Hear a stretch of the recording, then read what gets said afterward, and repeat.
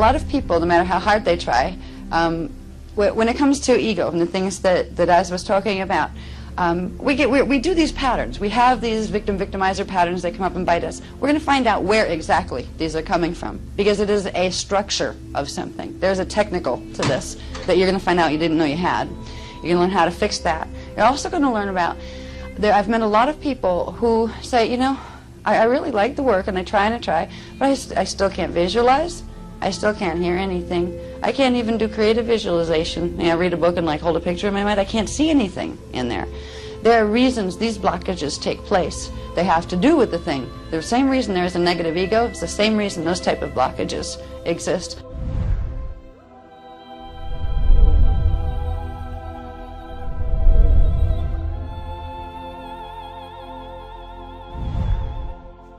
If you've tried for a number of years with spiritual things, or tried to make a shift and a difference in your life by getting spiritual and learning more, and you still find it's like walking through like quicksand. No matter what you do, you seem to be walking around in a circle in quicksand because you learned a lot but didn't get you anywhere anyway. You're still walking around a circle in quicksand and your feet are sinking deeper and deeper.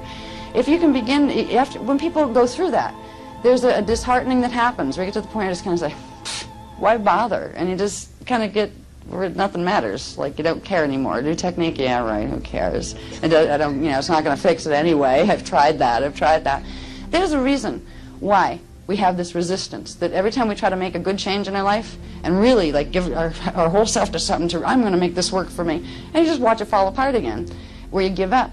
It's because of this thing called the shadow and the technicals that are involved. We are being given techniques now to shift the shadow and understand, first of all, what it is we're shifting. You will see why it has been so hard. You will see why, if you thought your progress was slow, why it has been. And you will realize it is your responsibility, but it has not been your fault in that there's something lacking or wrong with you. You will be able to look at yourself again and say, wow, look what I've managed to stay in this good shape under. I'm doing pretty good. You always say, wow, and I'm still here and functional? This is good. So I'm excited about bringing that material, the shadow material, so you understand what it is, where it is, and how we fix it. And also so you can start to find that even though we talk about big, heavy stuff, and yes, there's some interesting changes coming to the planet that are going to scare a lot of people out there, we start to realize you don't need to be scared. There are things you can do to help your own personal life and to walk through whatever the hologram has to offer. And you can begin to find the peace and the confidence that comes from being able to love yourself again. You can't love yourself as long as your shadow's teaching you how to hate yourself. So as we learn about the technical, the physics of the shadow, you'll start to have a lot of compassion for this race and for you as a member of it. Because we have been a race that has been sitting here, dealing with a biochemical reality running through our body that has chemical claws that have held our brains in check for 25,500 years. There's something we call the CD in the head. We all have a CD that runs in our head. And it's an amazing CD because you learn to recognize it as a CD, like you have a CD player in there, because you can watch yourself, and if you really learn to look for it, from the time you were a kid all the way up to who you are now, in various circumstances, you will find the same sets of thought loops running. When you start to see that in yourself, recognize, oh, I just saw my shadow, because the CD in the brain is part of the shadow pattern. Because we're dealing with a shadow issue that speaks through us silently through our emotional reactions, you don't really know what your emotion is compared to what your shadow says. And your shadow emotion will not be a reflection of your energy reactions. The shadow is plugged into something called a shadow dancer. Now we're going to get into the anatomy of the shadow in one of the later workshops, where you're going to discover something that's quite amazing. That not only do you have a shadow, a part of you that needs some healing, that's, you know, in reverse and it takes the negative, let's say. Somebody created that on purpose. It's not an organic state for humans. Duality that is caused by the shadow being there is not a normal state for humans. But that duality of consciousness that gives us fight or flight instinct, survival of the fittest mentality, all of that dividing stuff, is coming from another group of beings completely in a different time matrix, a fallen time matrix. They have, because they are genius level intelligence and they understand the mechanics of creation physics as how they work in the Universal Templar, they have used creation physics in a perverted anti-Christos way that has literally allowed them to do something to this planet that created the shadow pattern in the first place as a pattern of energy that they could use to interface with their system. We are attached right now to a companion that isn't friendly, a companion that moves the shadow to do its will regardless of how you feel about it. It also sucks energy from your fields. The planet has a shadow. Each one of us has a shadow. It's a physical phenomenon. It manifests in the body as chemicals, certain types of chemicals that are not organic to the human form. It is what poisons us and why we die so young. We didn't used to die like this. It creates the DNA mutation. The shadow body is literally a body replicate. It's an electrostatic body replicate that is created through drawing part of our shields, reversing the mathematical coding on them, keeping them connected to our living shields, and then connecting the other side into the Esta matrix. There's a whole matrix called the phantom matrix that was the original black hole that had formed in this system, but it was still at least self-contained at that point when it first formed. What the shadow does is take part of our cells, 2/3 of our cells in fact, and twist them into the shadow body that ends up walking around in a hologram that resembles this one but it's different, that's called phantom matrix on phantom earth. We each have a piece of ourselves stuck on phantom earth.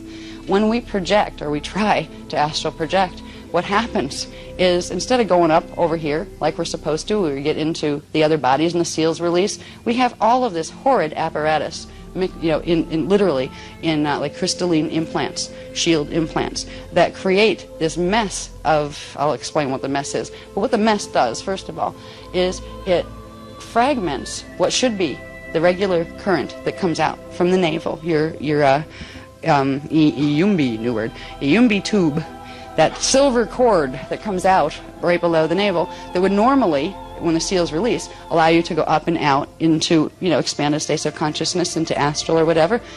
That gets hijacked and pulled out the back way. It gets split into 2 tubes, and one of them goes up and feeds the phantom body, or the shadow body. The other one, the 1/3 that's left, is a little bit of your consciousness that gets stuck and phase locked into the D3 mental plane. It can't go anywhere while that division is there.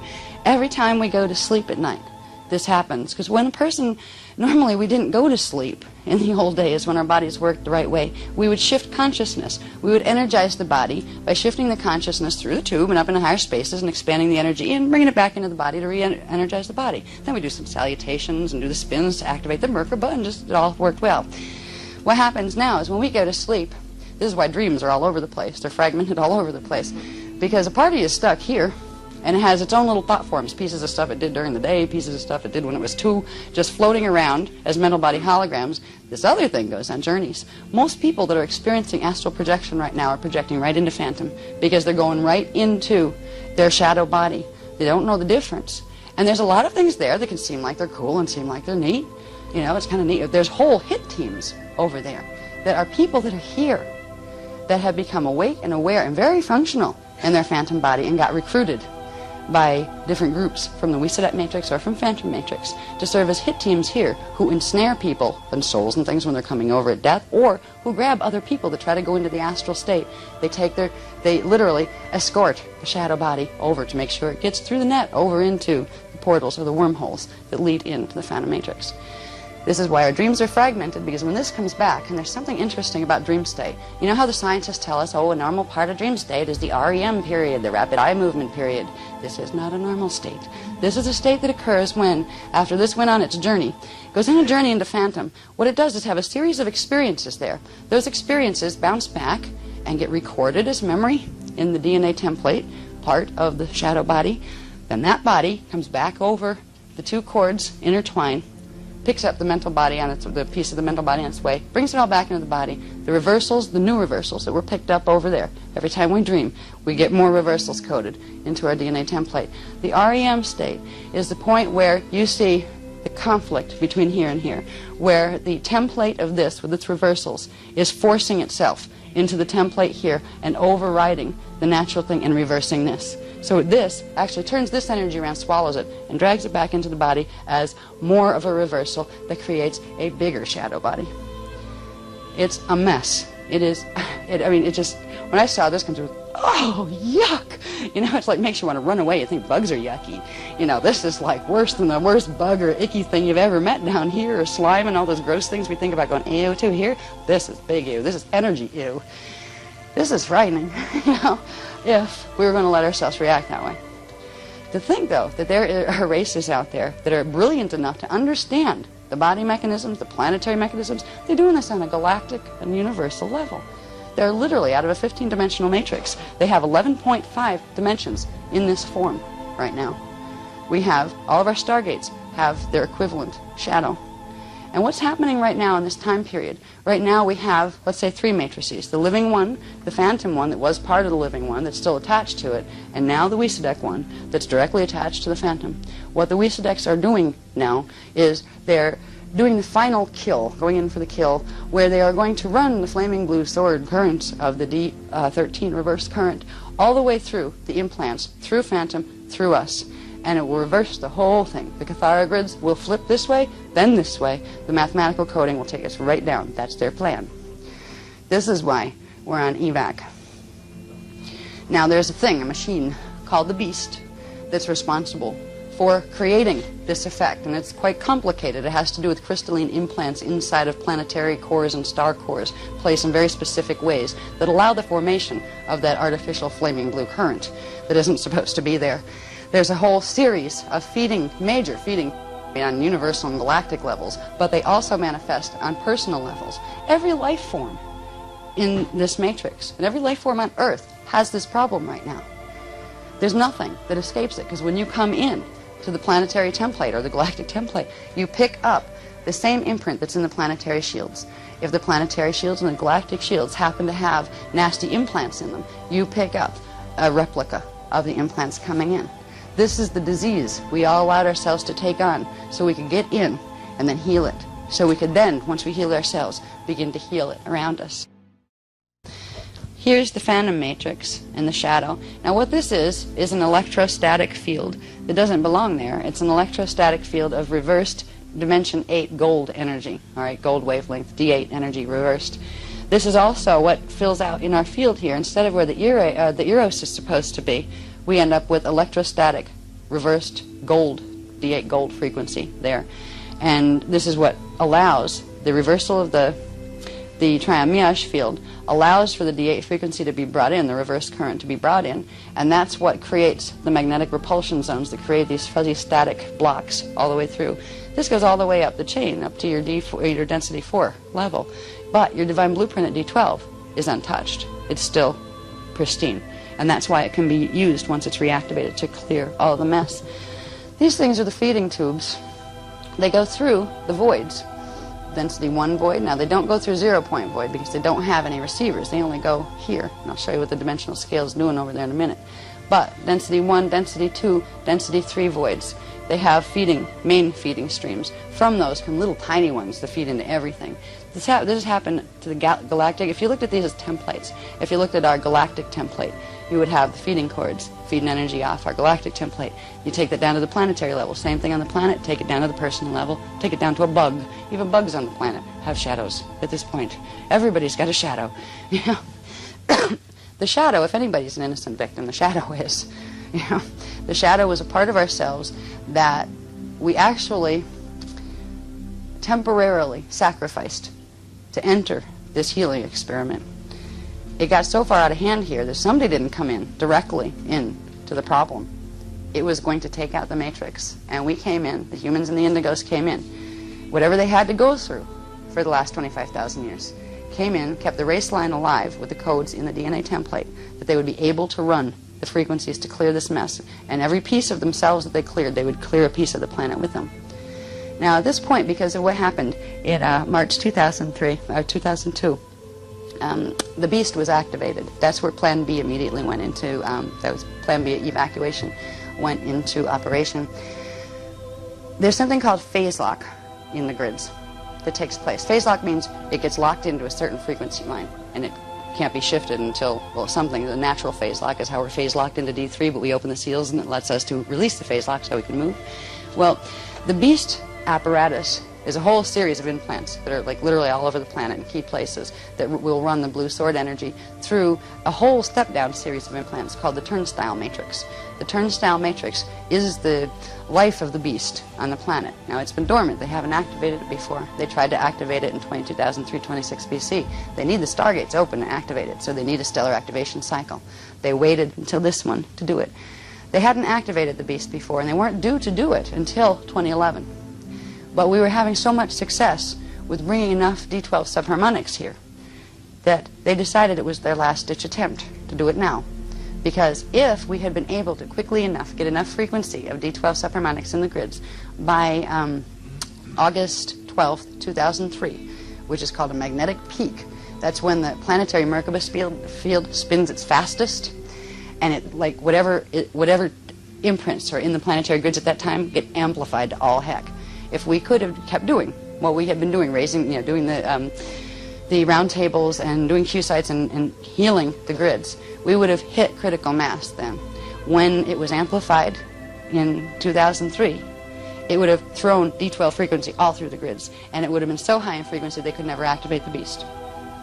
So because we were doing as well as we were, they decided to activate it, early. They were going to do it anyway.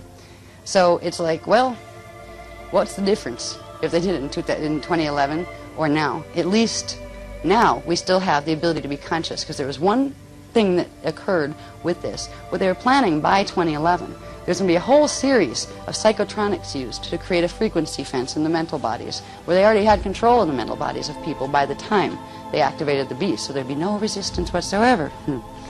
Even us, we were supposed to be Metatronic by then. Well, their hands was forced. They were going to lose the game if they didn't act now, but they didn't have the frequency fence up yet, which means we still have our minds. It means we're not Metatronic yet. They're trying to Metatronic us now, but they don't have us harnessed, which means we can still use our mental bodies to activate the frequencies that'll set us free. So it was better this way than the other way.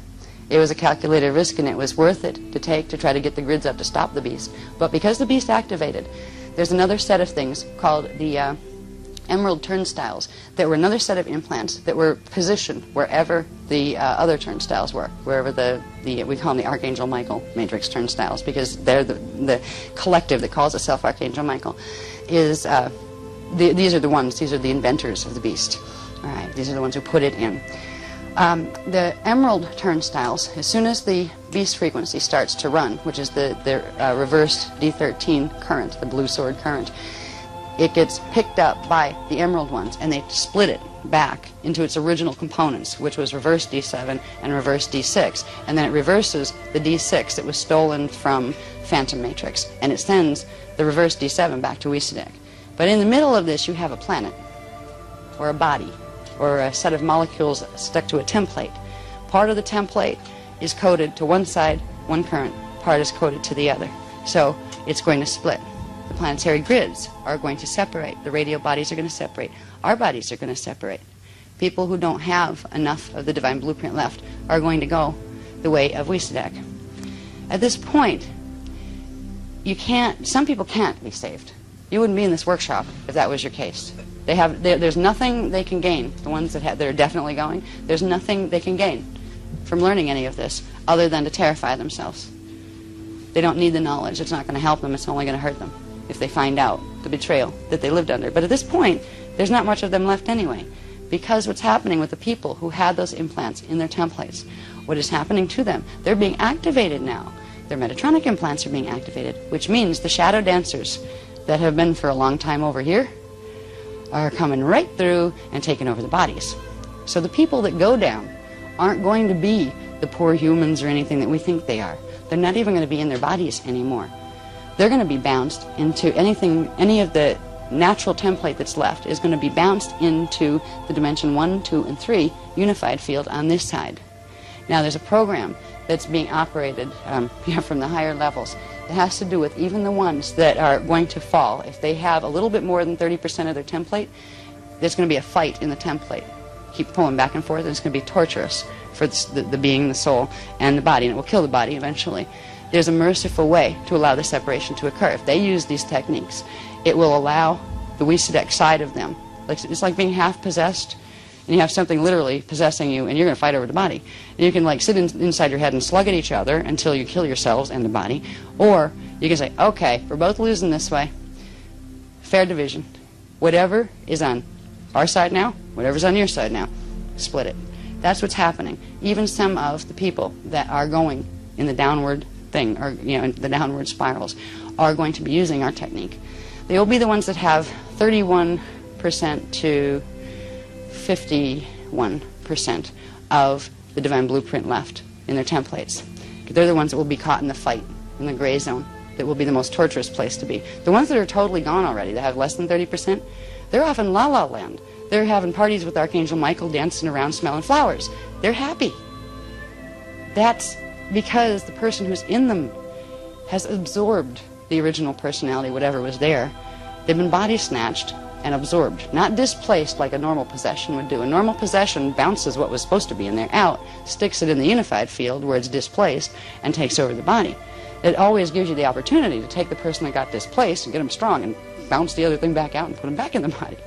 When you have the metatronic coding happening, they absorb the shield of the person that was in there. They tear it apart within themselves and then reassemble it on the base 8. It's like a base 8, 7, 11 coding. It's this very strange mathematical coding, and it's not organic at all. Once it's reassimilated, they've assimilated the consciousness into their own. The person no longer exists as they were. So what's happening to the people in some of these movements that we're watching? At this point, the kill has been gone in for. They're not even the persons you might think they were. They may be even walking around in bodies that are familiar to you. That doesn't mean who you used to know in that body is there anymore. Be aware of that, because that's one of the hardest things to deal with in this, is to look at people you care about and you love, and to face the fact and come out of denial and really look at, do they feel the same anymore? Do they act the same? Is the bond we had really there? What makes this even harder is the thing that absorbs them will use the personality imprint. It has the memory banks. They're in the cellular memory. You can remember anything. It's not like somebody strange walked in and doesn't remember you, so they have to pretend. They take the memory banks, so they know you. They remember, oh, we had good times, and if they want to get you, if they want to take you in, they will use every ploy from, oh, poor me, save me, oh, yes, you're right, oh, save me, to, you're absolutely crazy. Can I help you, dear? Oh, can I, come with me. The way the personality identity that we each have here can be absorbed and then used as a mask by the Wissadek shadow dancers is amazing. It's an art form, a perverted, disgusting art form, but it is amazing. You need to be aware that in what's happening on the planetary bodies right now, even if you don't like what I just said, which if anybody likes it, you gotta be crazy. You gotta be a Wissadek if you like it. Heck. It is part of the reality we're going to see. So it's important to talk to your shadow about it, because your shadow is going to want to be in total denial. Nope. This is that person. I know this is this person that I'm close to. The body. See, I see the body. That is that person. I know it is. I see the personality. I know that's the person. Feel deeper. This is why a thing can come and take on an image that you might have an image of your long-lost brother who was killed in a war 50 years ago, and you always loved him. He was your younger brother, let's say. I always loved him, and you've always held a picture in your mind of that person. And all of a sudden, in this time frame, when all these wild things are happening in the astral, you find, after all these years, your brother contacted you from the dead and is trying to guide you, to get you to do something. Guess where a Wissadek could find that picture? In your own mind. This is why, if we don't learn to tell the difference in frequency by sensing, we have to turn on our senses and begin to tell the shadow to shut up. It might sound nuts, but I see a reptile in that body. I know I do. And even if it looks like a human on the outside, I'm starting to get the game. Oh, yuck. But I'm starting to get the game. And not all reptiles are bad. There's a lot of reptiles that are actually coming over the Odetticron. I was using it as an example. But there's a real rude awakening when it hits home. When you start to find friends or family or people you thought were friends or church groups that you thought were supportive become something else. And it's so subtle because there will be a subtle, gently trying to get you to change your position. Oh, you don't need to learn that. Oh, it's so much happier over here, etc. this is going to be rampant here. There are still people that, see, the indigos and the humans, still, even if they have the shadow, most of us have face locked on this side, but we still have the battle issue. If they can hijack our shadows, it would kill our body, first of all. If 2/3 of the living life force, even if it's reversed, it's still relatively alive before it falls into Weesadai. If that shadow were to be sucked in here and ripped apart from the part of us that's good, the part of us that's good doesn't have enough energy to sustain here. We turn back into molecular pieces down here. So there's a lot of, okay, let's collect extra food going down among the collectives who know they're falling.